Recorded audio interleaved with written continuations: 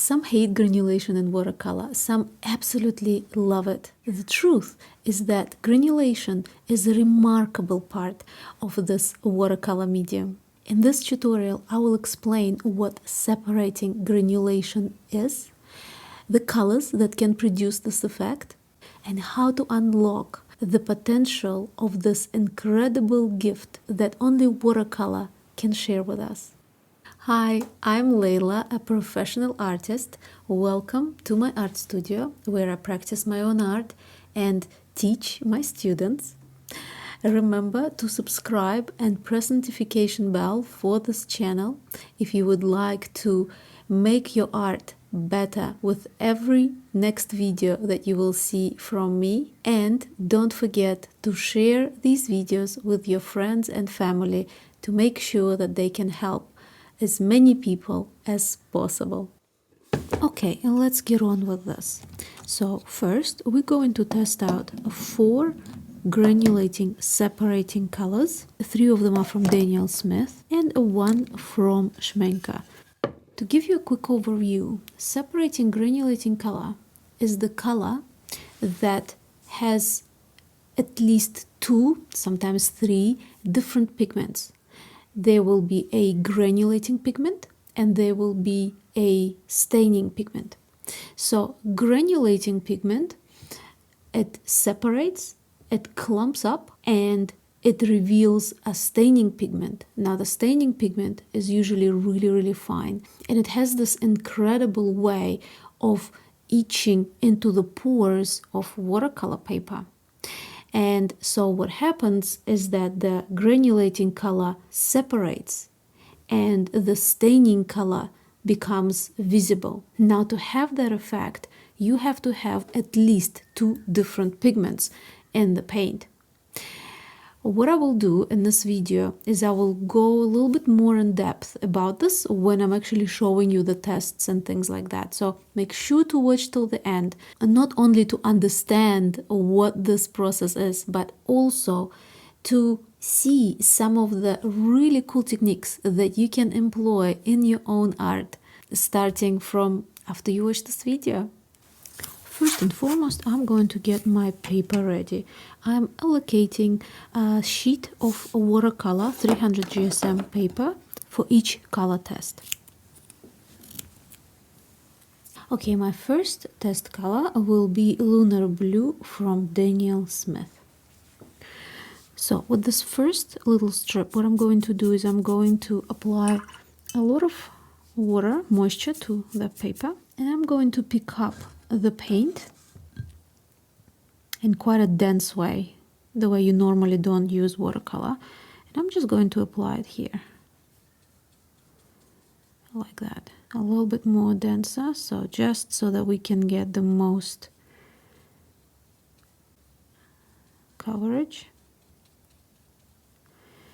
And then I'm just going to be adding a little bit of water, holding the paper a little bit upright and letting it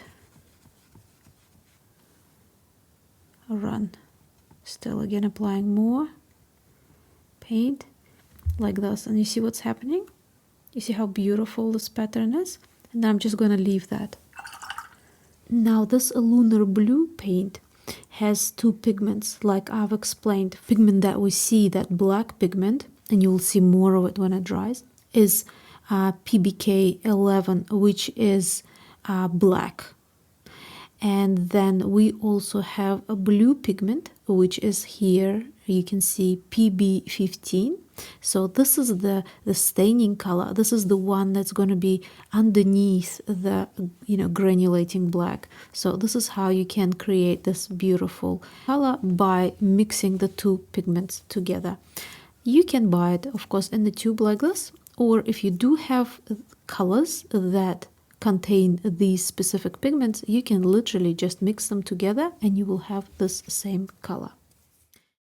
If you would like to know more about drawing, watercolor, all sorts of different tips, tricks, really in-depth tutorials that are over 1 hour long, follow-alongs, make sure to go over to my Patreon page, where you will be able to get access to all of this and more for just few dollars a month. You can also suggest video topics, vote for your favorite next video idea, and so many more things.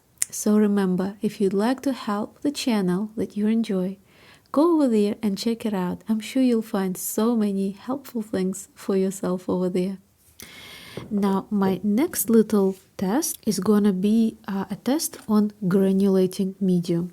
So for this, I'm going to dilute the watercolor paint itself and apply it in this reasonably even and reasonably watery layer. You don't want it too watery because you want to be able to see the color quite well. Now I'm going to grab granulating medium. So I'm using Winsor & Newton granulating medium that you need to use with a drop.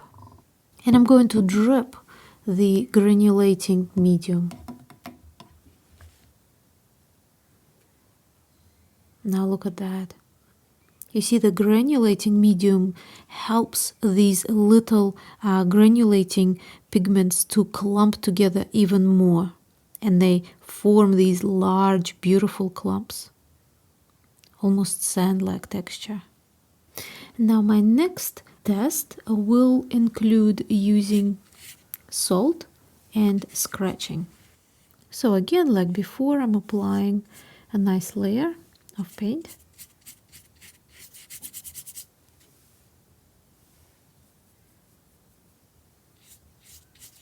And getting a little bit of salt.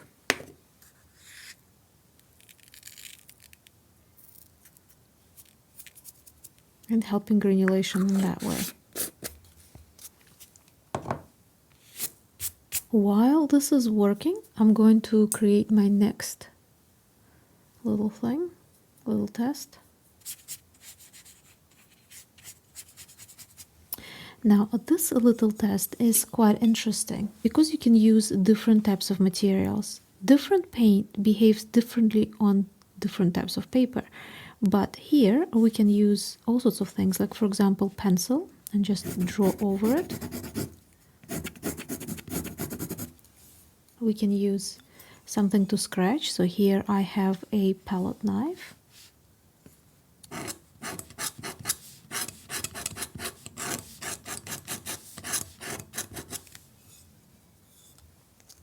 Or you can use something like this with a rubber tip. All these different scratching tools will leave different texture.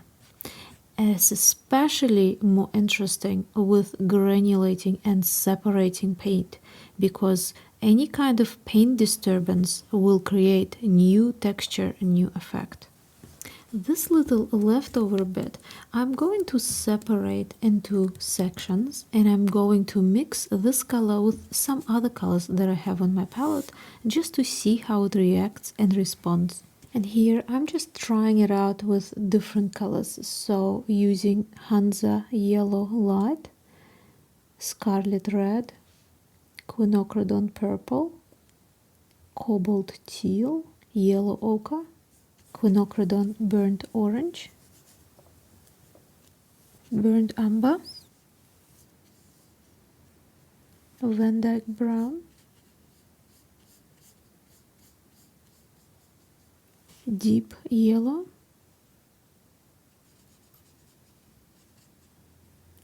and Open Rosa.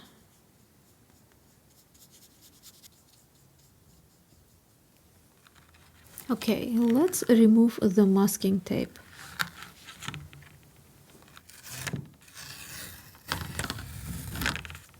So now let's remove the salt.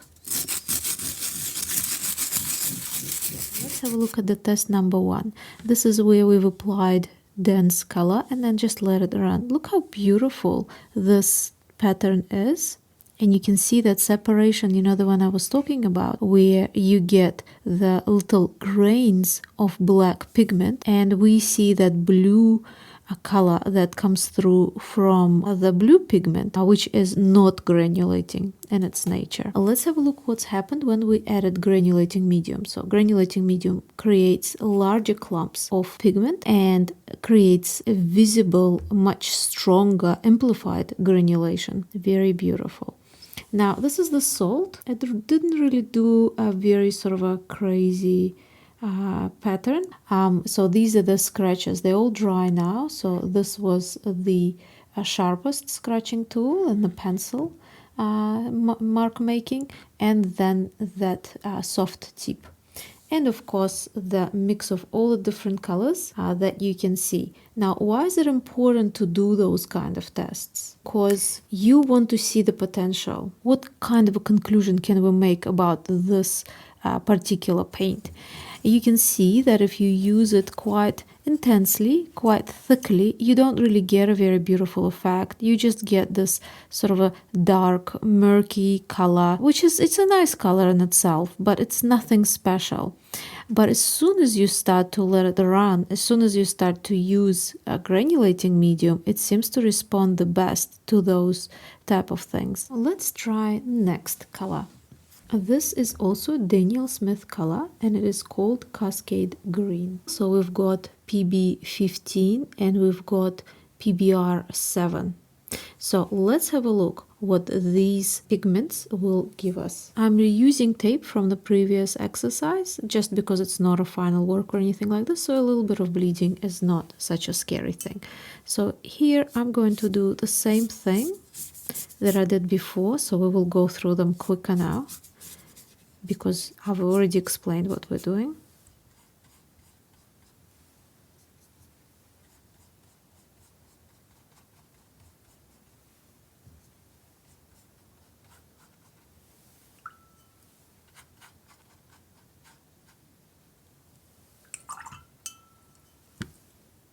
So this is our first test. I'm going to leave it to dry because you know when granulating pigment settles, that's when the beauty starts to come through. Granulating medium time.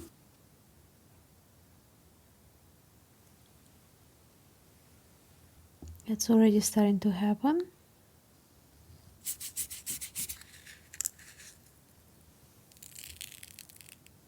Salt.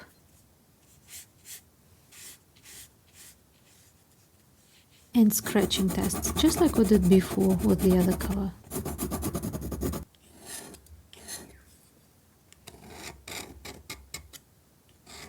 All the same tools as with the other little test.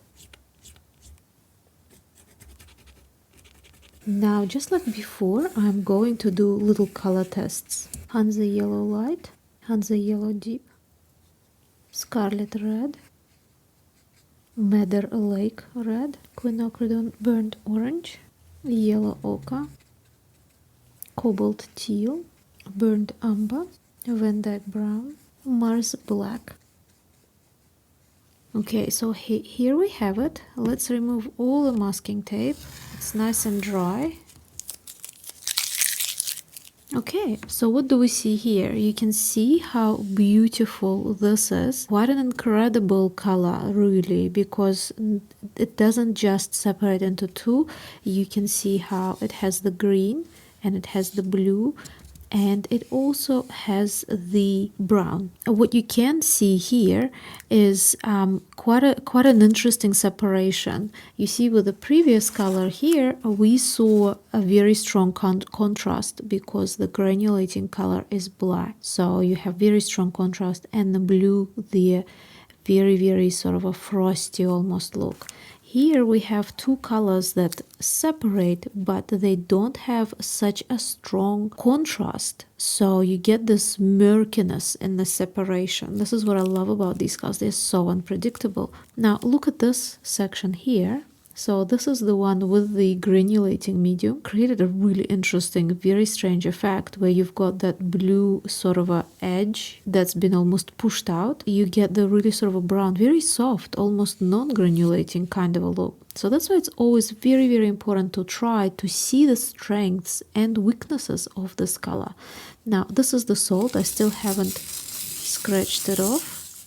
So the salt has created the most intricate effect. If you look at each little star, you will see that it's actually really brown in the middle, and then as the little points of that star or snowflake come out, you get this really bright blue. A very, very beautiful effect. I think this is probably my most favorite effect out of all of the ones that we've tried so far.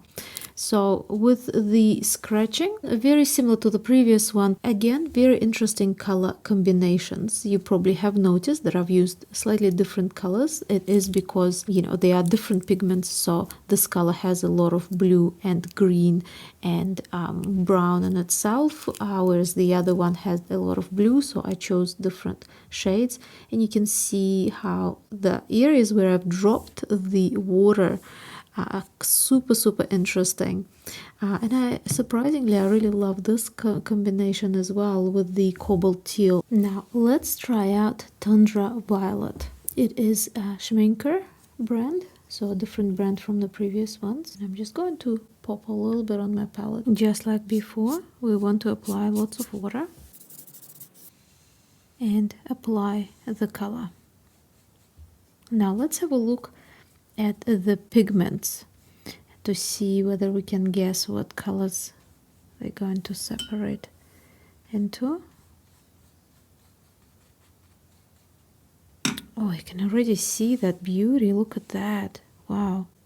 The brown and the purple. Okay, let's see. So Tundra Violet has, where are the pigments on this brand? Oh, here they are. Each brand finds a different place to put them in. We've got PB29 and we've got PBR6. Okay, so we've got the blue and the brown together. Look at that, you guys. Okay, I'm going to leave that to dry. I don't want to be moving it too much. So next test is granulating medium. So I'm going to load up my brush just like before. It's a very sort of unremarkable color if you look at it just like that. It's just gray, quite boring. I mean, every color is beautiful, but you know what I mean, there's nothing special about it. Let's have a look what happens when we granulate it with some medium. Wow, it's quite incredible. See how quick it's just, you can really see it work. Okay, now let's add some paint and see how salt will separate it. Just try a little test for scratching. Pencil scratch.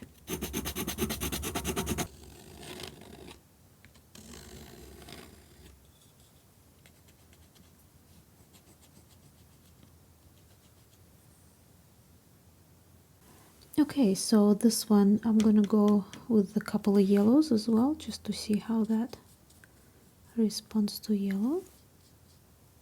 Deep yellow, a red, quinacridone purple, cobalt teal, emerald green, color I pretty much almost never use.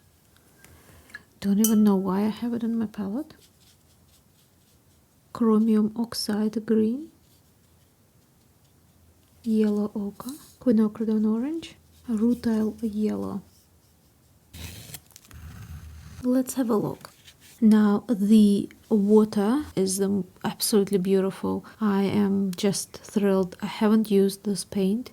This is new, so it's absolutely stunning. The granulation with granulating medium, to be honest, I'm quite surprised. It doesn't seem to do more than it would if you just add water. So probably even no need to use the granulation medium. Perhaps granulating medium was already added into the binder itself. I have no idea, to be honest, but it's quite interesting. I love this as well. I haven't removed the salt. And you can see the most beautiful pattern. It almost looks like gold. You know, that brown pigment, when it concentrates in certain areas because of the salt, it just looks almost like this, I don't know, copper maybe even, not necessarily gold, but it just looks stunning, absolutely beautiful. It really does look like a tundra, doesn't it? The scratching It's probably the not very impressive out of all of the ones that I've tried. It doesn't seem to concentrate on the lines of the scratching. So if this is your favorite technique, then perhaps you might want to add a little bit of black with this to intensify it. Now, all of these little color testers, it almost made them all a little bit muted, you know. There's almost like an addition of gray into each one of those colors. I know everyone would probably point out their own favorite one. I really like this one with quinacridone burnt orange. Yeah, but I guess depending on what you're working on, this is quite a beautiful combination as well.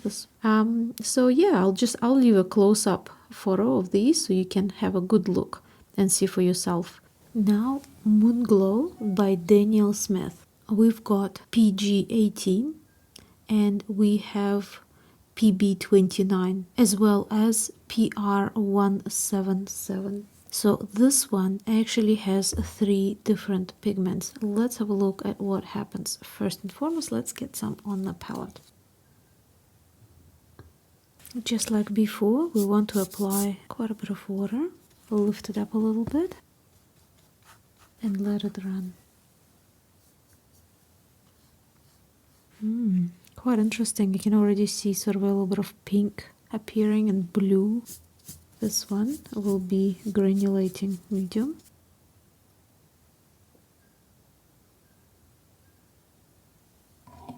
Oh, you can already start to see it moving the pigment. There's green in there as well. This is quite interesting. Is that like an emerald green probably in there? Okay, now let's test out the salt.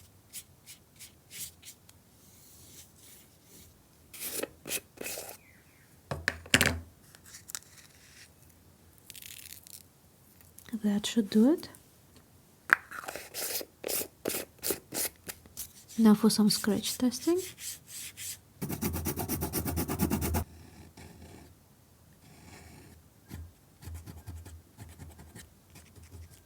Now let's see how it behaves with other paint. Yellow light,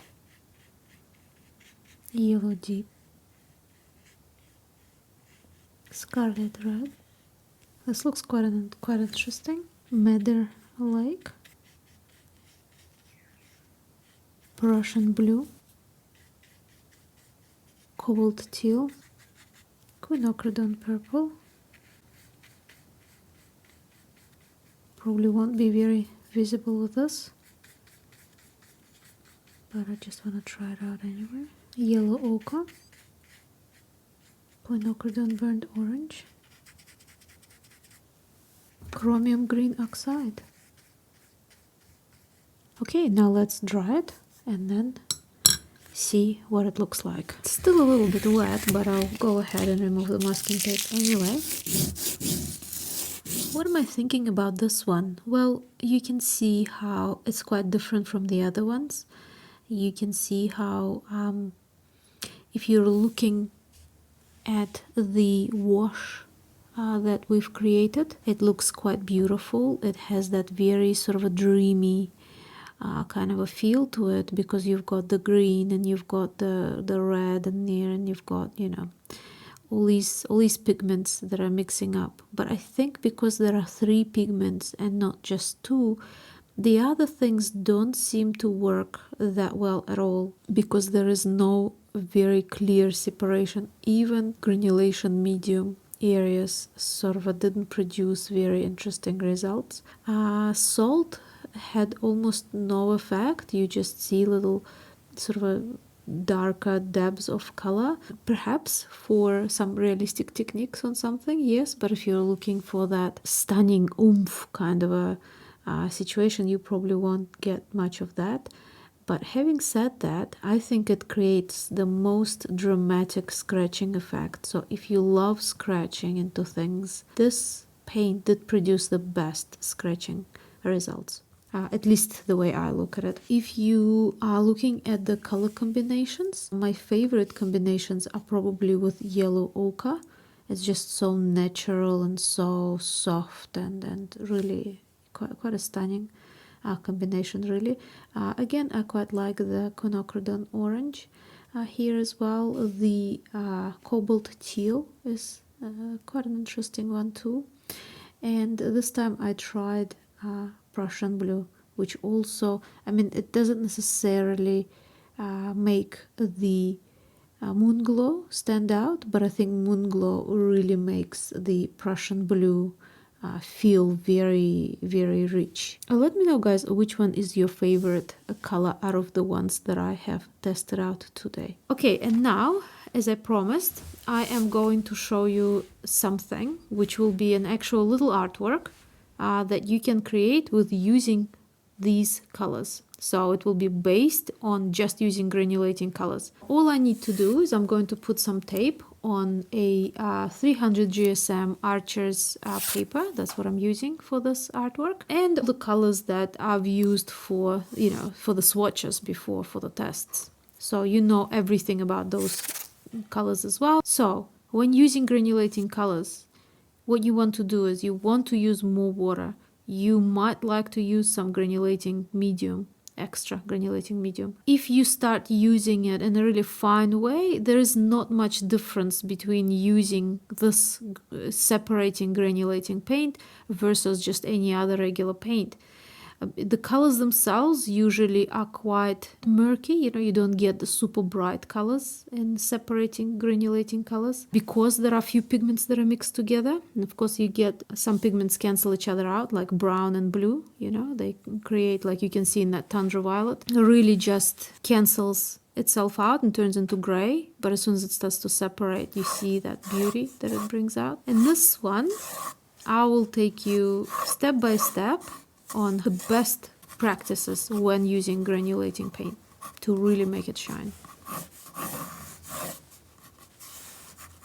Okay, so as you can see, I have done a very quick little preliminary sketch without that much information here, but it will all come in very handy anyway.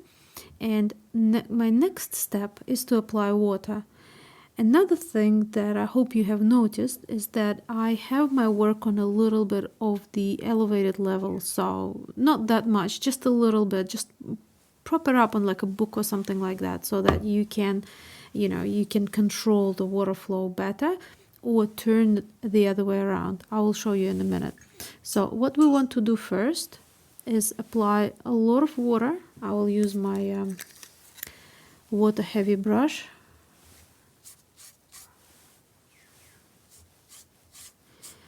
So just applying it all the way up to the horizon line here.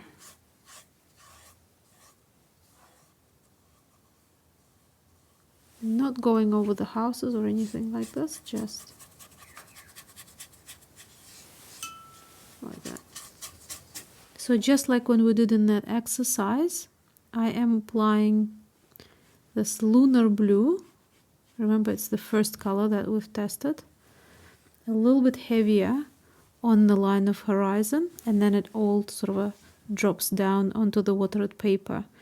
And if you notice, I've turned my paper upside down to allow for the paint to run down. You can use more water if you want more dramatic drips, like this. You can play a little bit with the cloud formations in the sky.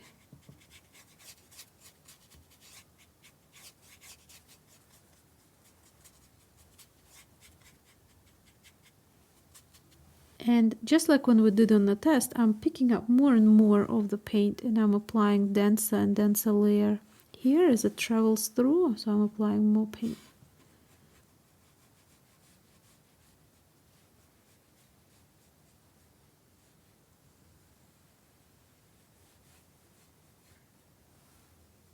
And as I'm holding it upwards, you can see how the paint just disperses and goes down, because this is the wet part of the paper. And at any stage, if you want it to be a little bit darker, you can just add a little bit of paint here and there for contrast.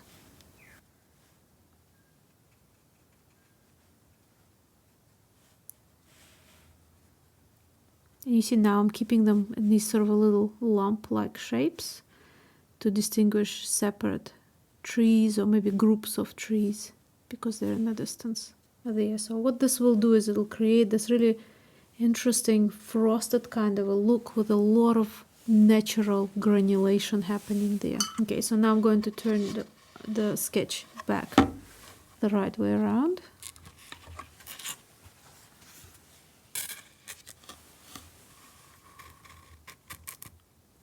And wait for this to dry. So I will turn the camera off for a few minutes and then I'll come back when this is a little bit more dry and we can carry on. Okay, so it's not totally dry, but it is dry enough where we can kind of see the effect already. It's not going to change too much by the time it fully dries. Nope, or it might. You never know with granulating colors. But I'm gonna keep working on the foreground. So the foreground is the snow, of course, with a little bit of bits and pieces here and there in the trees. So for that, I'm going to use a combination of these two colors. So the color that I've used here on the top, the Lunar Blue, and the Tundra Violet by Schminke. So, by the way, I haven't added any extra granulating medium. This is just the paint itself. So here we go, a little bit of Lunar Blue and some Tundra Violet. Now I'm going to use some water, and I'm going to add a little bit of, you know, these sort of areas in the snow where you can see a little bit of the shadow.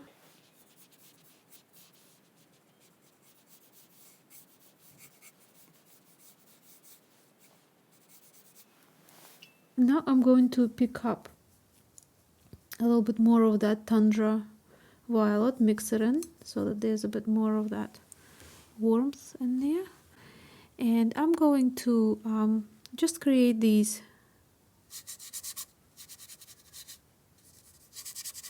sort of patches like that. This is all on dry paper, you guys. So this was wet, this is on dry.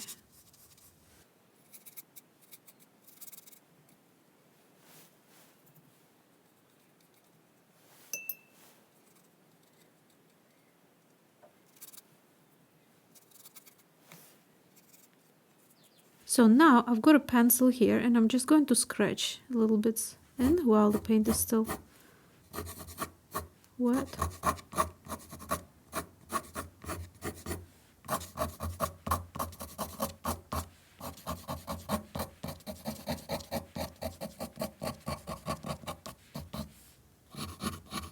I am also, while this is damp, going to add a little bit of salt.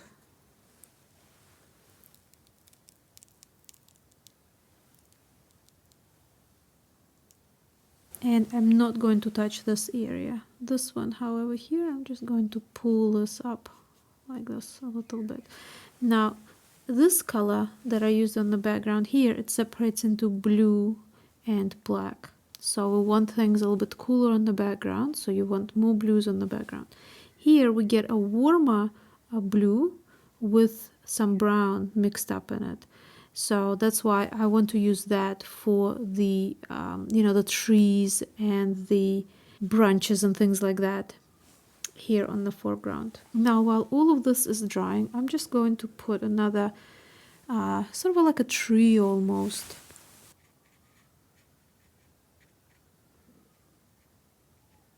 So this is a mix of these two colors.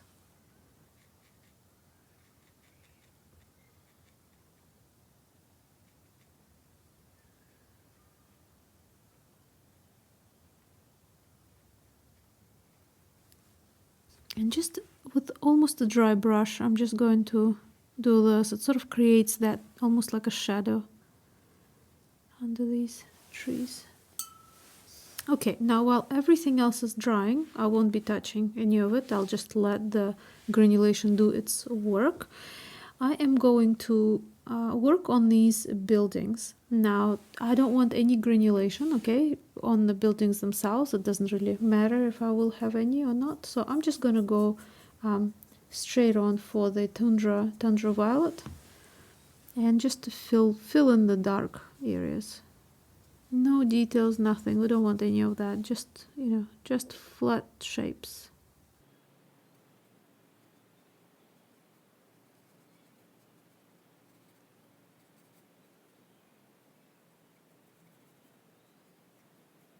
Whether there will be any granulation happening there within those buildings or not, it doesn't really matter, because you know, we just want them to be quite flat. You can even just use your regular paint if you're using that. Okay, now when I was doing the sky, I had few drops of paint down here, so I'm just gonna try and soften them up a little bit with just water and clean brush. I'm also just going to get a little bit of that Tundra Violet and just do a little, you know, on that sort of a more moister area.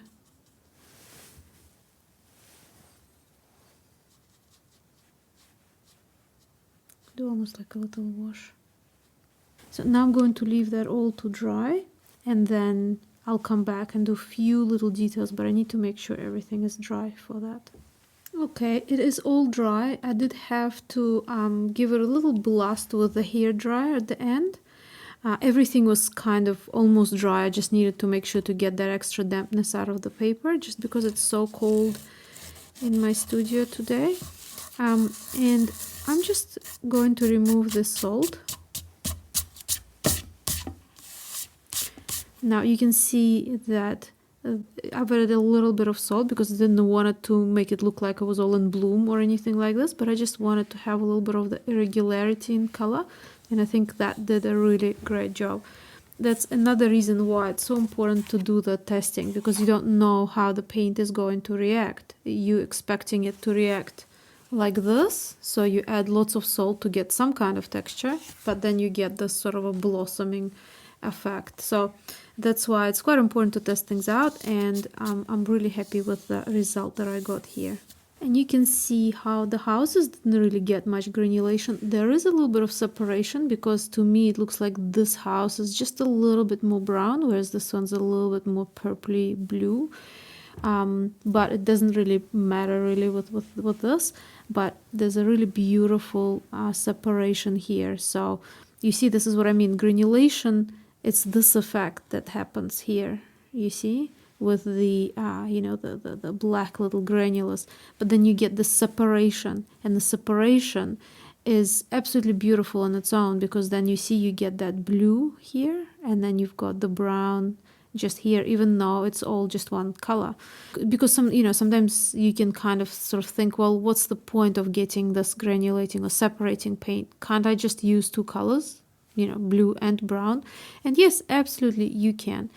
But if you are trying to create very flowing works, like this one, for example, where there isn't that much control that you have over paint, granulating paint is absolutely beautiful, because when you are painting and you're applying, you can become very controlling.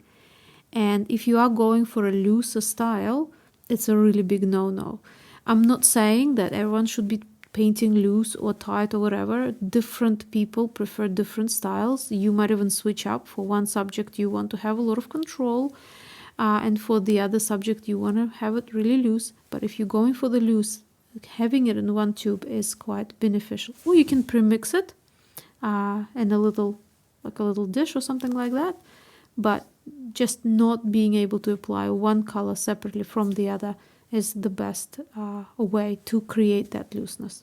Now I'm just going to show you something else. And if you've seen my previous videos, you probably have seen this little brush. It's little, but it's quite long. See, the bristle is quite long. And that helps me to create very sort of a long little strands for painting, I don't know, long lines of any sort, any kind. So here I'm going to enhance some of the features of the landscape where I need lines. So you know how I've scratched this up, and this is one kind of a look, but I'm just going to just darken some of these areas by kind of almost like scribbling with a brush. Because it's such a long brush, it holds quite a bit of paint, so you don't need to go back as often as you would with just a thin little brush. Okay, so here we've got this. I just want to add a little bit of the scribbles into these things. And now here,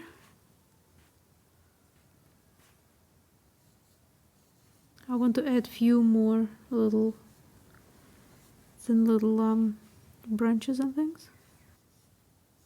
The difference between doing it with a brush and doing it with a pencil is that pencil sort of gives you a very strong line. There's a lot of energy in that line. You know, it's because you have to apply quite a bit of pressure on the pencil to create that stroke. And with using the brush is barely touching the paper. So you're doing these little things that, you know, little branches that probably much easier to be moved by the wind and so on. So you can create a little bit of softness with these. And because everything is dry as well, you can go over the areas that were previously wet when you were using your pencil. So it is very beneficial to go over afterwards with a brush.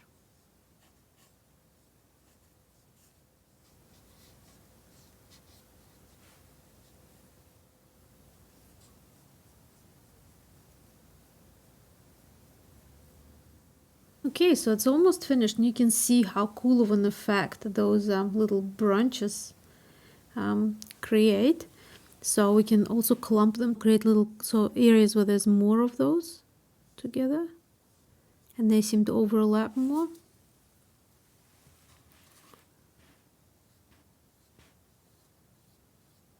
And that way you can also create sort of a little bit more of the natural variety.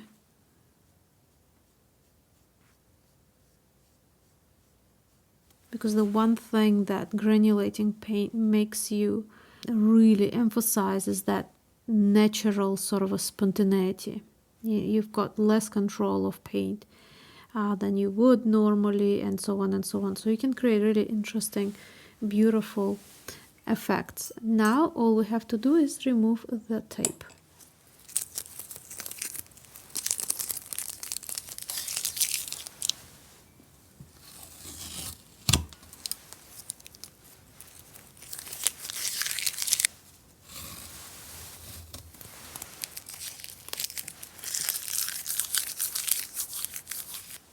So have a look at this. Look how cool it all turned out. I've only used two colors. This one for the background and this color for all the stuff at the front.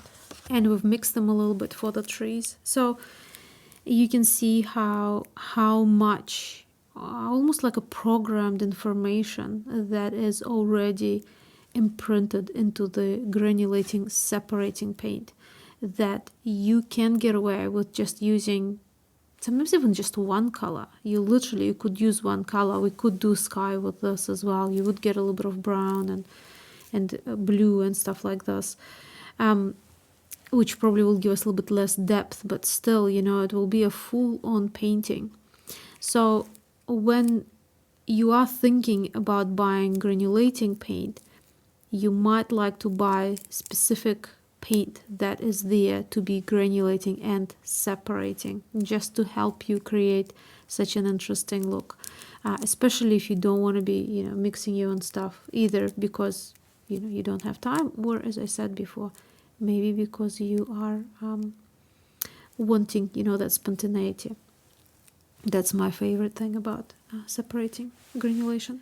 Now, if you would like to know more about how to mix, how to exaggerate granulation or minimize it, what paper to use best, and so many other things, make sure to check out my other video on granulation. I will leave a link under this video so you can watch this after you've seen this one, if you still haven't seen that first one. It's really good, you guys. There's so much information that I'm not talking about in this one. Thank you so much to my wonderful, wonderful patrons. Don't forget to share this video with whoever you think is going to find it useful, because I want to make sure that my videos help as many people as possible, because I know a lot of people struggle with granulation, either wanting to increase it or wanting to decrease it. So yeah, I hope you guys all have a lovely, lovely day, and I will see you soon in the next video. Bye bye.